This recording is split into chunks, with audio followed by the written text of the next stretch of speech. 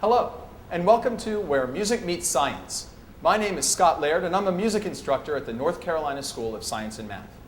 In our last lesson, we learned about frequency and octave relationships.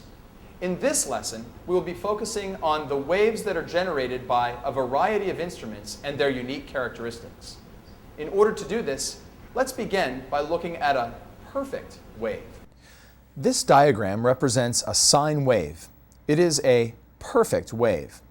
Let's listen to it.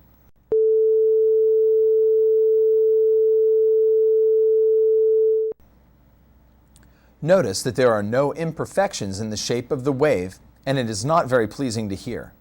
This represents a pure, single frequency and really doesn't occur naturally on its own in our world. The sine wave was generated by a computer. It is the frequency 220 Hertz, which we discussed in the previous lesson. I have chosen this frequency to use today because it's in the middle of the musical range and many instruments can play this pitch.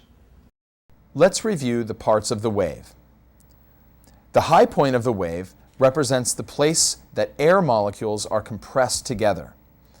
The low point in the wave represents the place where they are spaced apart. The y-axis is air pressure. The height of a wave depicts how loud the sound is. Taller waves are louder, shorter waves are quieter. The height or volume of a wave is known as its amplitude. This part of a wave will become very important as we look at the unique qualities of the waves generated by different instruments. If we look at this sine wave in 3D, we see that the only frequency that is represented is 220. There is no amplitude at any other frequency. Now, let's look at the wave that is generated by a cello.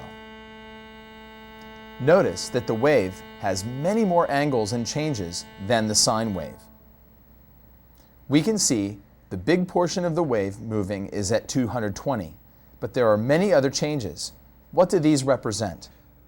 Let's take a look at the cello's wave in 3D. Note that there is amplitude represented at a variety of numerical values on the graph. Can you see which frequencies seem to be present? Can you name a few? Is their amplitude the same as the amplitude at 220? Or are they larger or smaller? Note that we are still hearing the pitch A220, but there seem to be other frequencies represented. This is what we call a complex wave. A complex wave is a sound that is made up of many different sine waves coming together to form the unique sound of, in this case, a cello. Notice that there seems to be a frequency at 440, 660, and 880 Hertz.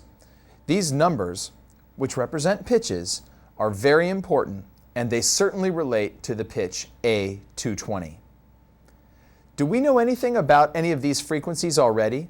Think back to our last lesson on octave relationships. First, the sound is created by changes in air pressure. Second, these changes occur in a wave-like motion. Third, faster waves or frequencies represent high pitches. Slower waves or frequencies represent low pitches. Fourth, one complete vibration of a wave is a cycle, and frequency or pitch is measured in cycles per second. Finally, octave relationships between pitches are represented by a doubling relationship.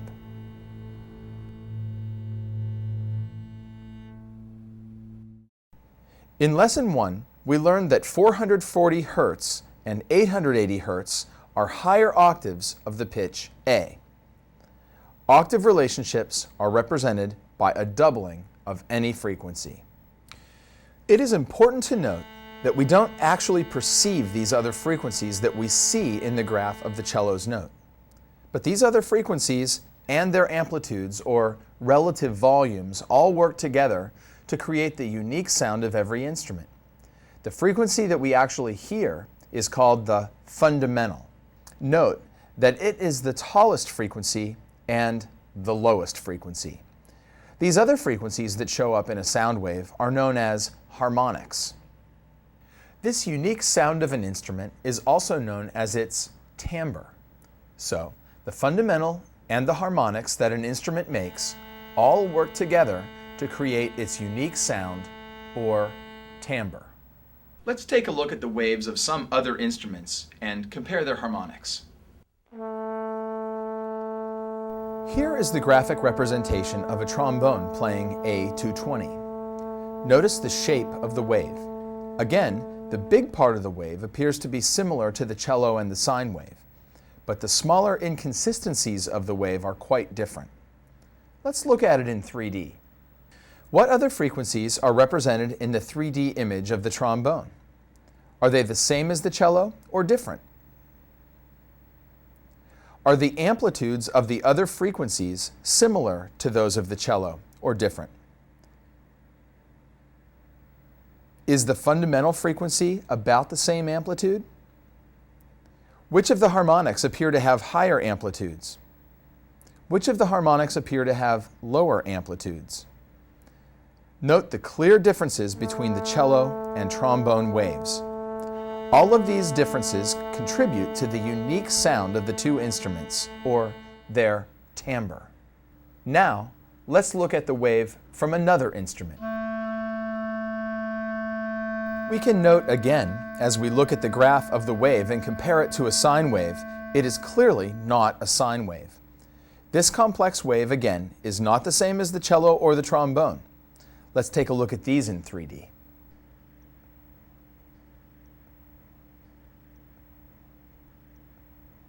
Note the similarities between the harmonics in the cello and the trombone and the clarinet. Note the differences. Take a moment to write down one similarity and one difference that you can see.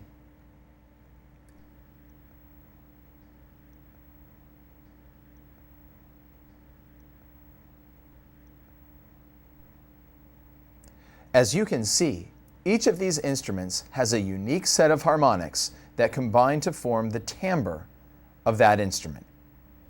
Even the human voice, in fact, every human voice, has its own set of unique harmonics that come together to form its timbre. Let's take a look at the waves of two different human voices and compare the harmonics.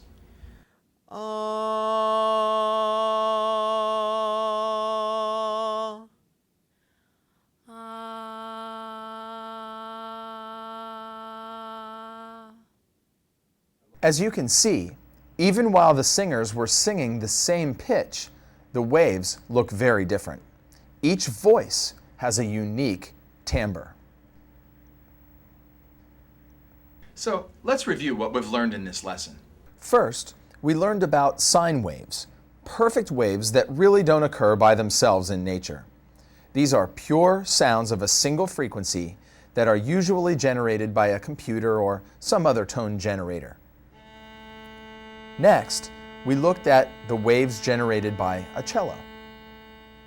We noted that the wave was much more inconsistent than the sine wave. There was definitely more happening in that wave. As we looked at the 3D representation of that wave, we noticed that there were certainly other frequencies in there, namely 440, 660, and 880. And those frequencies had very different amplitudes than the note or pitch that we hear, the fundamental. All sounds that we hear on a daily basis are made up of a variety of sine waves. These are known as complex waves. The note that we identify is known as the fundamental, and the other frequencies that are in the wave are known as the harmonics. These frequencies all work together to form the unique sound of an instrument known as its timbre. As we look at a variety of waves generated by instruments and voices, we can see that the harmonics all come in a variety of amplitudes. These amplitudes are different in every instrument that we studied. In fact, every voice has a unique set of harmonics that work together to give it a unique quality. In our next lesson, we will look at these harmonics and try to find some relationship between harmonics and the notes that we understand and work with on a daily basis as musicians. Thank you for joining me for Where Music Meets Science, Timbre and Complex Waves. I hope that you'll join me again soon for the third lesson of our series, Frequency and Harmonics. For now, so long from the North Carolina School of Science and Math.